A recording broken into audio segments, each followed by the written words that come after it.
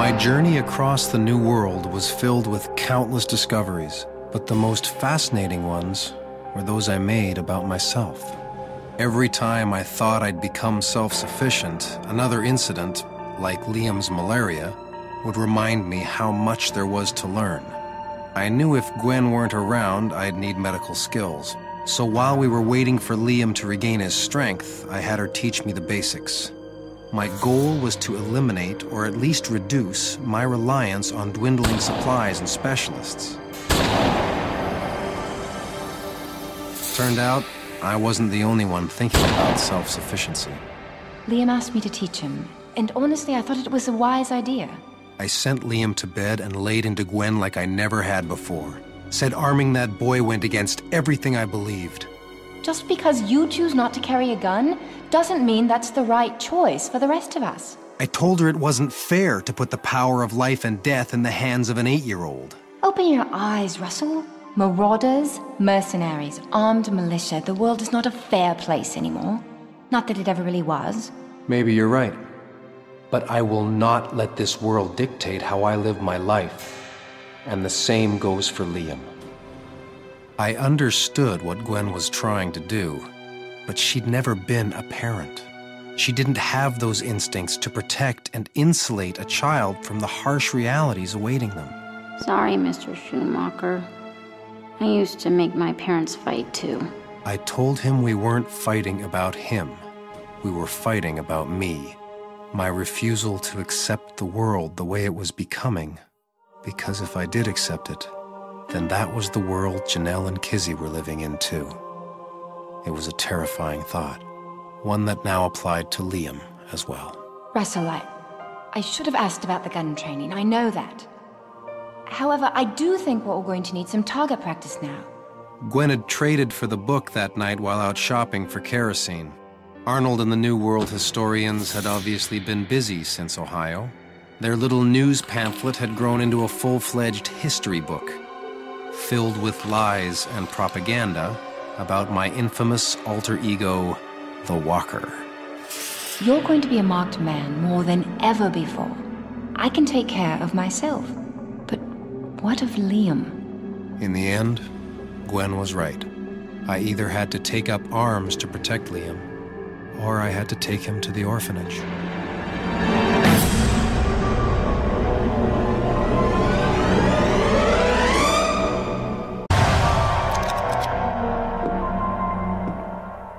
Your reputation follows you like a shadow, ever-changing but inescapable.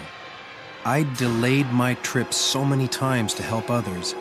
It was infuriating to think that history book would paint me as some kind of heartless criminal. Didn't tell Liam where we were going, but he sensed my mood, sensed something was wrong, because he wouldn't let go of my hand. Flagstaff was like most towns, stripped clean, lightly populated, and losing its battle with nature. Electronics stores were usually a good place to find dry lodging. No sense in raiding them, right? If you need me, Russell, I'll come along. Told Gwen thanks, but I'd handle it myself. And Gwen had already made all the arrangements through the word wall with the orphanage director, Diane Weatherford. Is this the young man who made it almost a year on his own? I was an absolute wreck after the first week alone. Made me realize how tough you orphans must have it. Diane was a sweet woman with a permanent smile, but that didn't make the goodbye any easier for us. You promised, Mr. Shoemaker. You promised you wouldn't leave. You need a real home, Liam. A safe place to grow up. I just can't give you that. I'm sorry. I won't be any more trouble. I won't get sick. I won't, I swear. I could feel my resolve cracking under the weight of his disappointment. So I decided to use my bad reputation. Look, it was Gwen's idea to bring you with us. And it was a big mistake. I don't want you around. I can't be your new father. I'm a wanted man. I've done terrible things. It's all in the book. I remember walking away. Took every ounce of strength I had. Finally felt like the villain I'd been painted. When Gwen came back to the store, I told her I wanted to leave, put Flagstaff behind me. But Flagstaff wasn't done with me yet. The New World historians are in town. I saw their bloody steam train. All the books are stored on board. While you were at the orphanage, I traded some penicillin for this. She was suggesting we blow up the boxcar with the printing press, and all those damn history books along with it. Have to admit, at that moment, there was nothing I wanted more. But was I ready to live up to my billing as public enemy number one?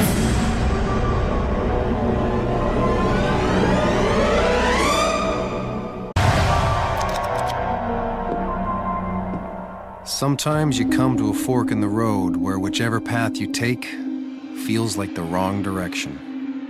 There were a lot of good reasons to go with Gwen's plan, to attack the New World historians' train. They'd attacked my character, after all, branding me a criminal. But there was also a good reason not to go with Gwen's plan. Collateral damage. The train was parked right in the middle of town, no doubt deliberately. All right. Then what if we take out that bridge we passed 20 miles back? I suggested instead we steal all the books and the printing plates. That would set them back weeks, maybe months. But Gwen wasn't appeased. These are bad men, Russell. You can't just slap their hand. You have to lop it off at the wrist. Put fear into their hearts. If you can't stand up for yourself, stand up for us, then I won't stand by and watch you be humiliated. I have to say, Gwen's ultimatum really pissed me off.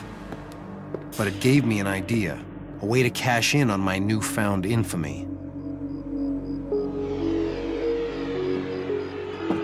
If you call out for help, I'll cut your throat. So you have become quite the terror. If you're not going to kill me, you must want something. Now it was my turn to issue an ultimatum. Told Arnold he was going to turn over every book and plate. And then he was going to stop printing lies, or he could kiss his precious train goodbye. I'll find another train. Then I'll take out every train you find until you print the truth. What is the truth? That you're a good man who only steals and kills when he has to? Well, you'll have to kill me right now to stop me. But even then, you won't stop history. You'll just earn yourself another chapter in our next edition. I was so tempted to stop Arnold right then and there. But I knew any lethal action would only worsen my reputation as the Walker.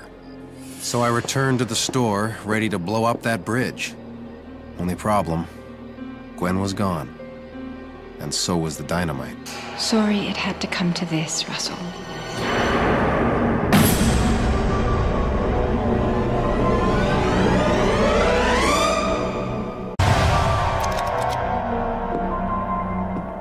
How well can you ever really know someone? Guess it depends on how much they want you to know. After 2 months traveling together, I thought I knew Gwen. Knew she was passionate and volatile.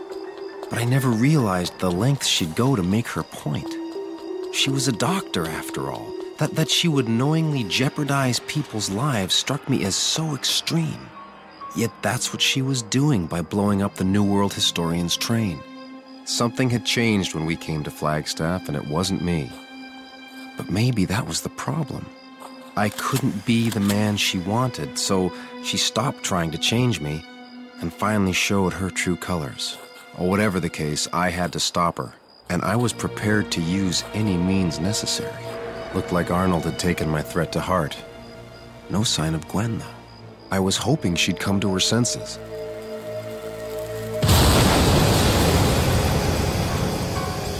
But that wasn't the case. Russell? Russell?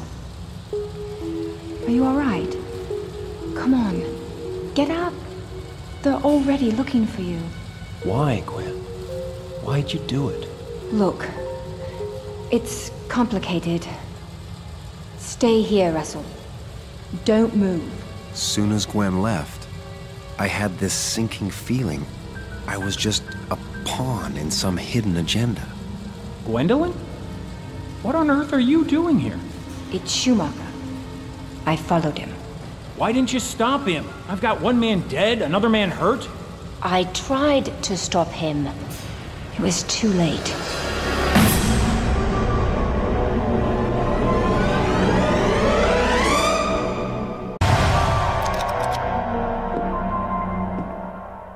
Nothing hurts more than betrayal by someone you trusted. And I'd come to trust Gwen with my life.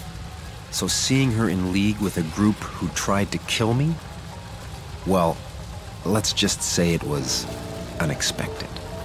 And yet, when Gwen had the chance to deliver me to the New World historians, she didn't. Of course, she had no problem blaming me for the explosion. Are you one of them? Yes, but this is not the time to have that conversation, Russell. Citizens of Flagstaff, the Walker is among us. If you've read our book, you know that we are all in grave danger.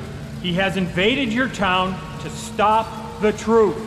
I call upon every one of you to join us, to hunt him down. Why? Just tell me why. It was for your own good. If you're trying to turn me into the Walker, it's working. Go. I'll do what I can.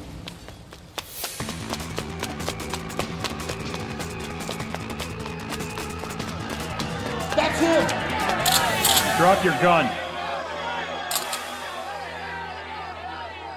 Kick it away. How would you like to see the Walker down on his knees, begging for his life? Get down.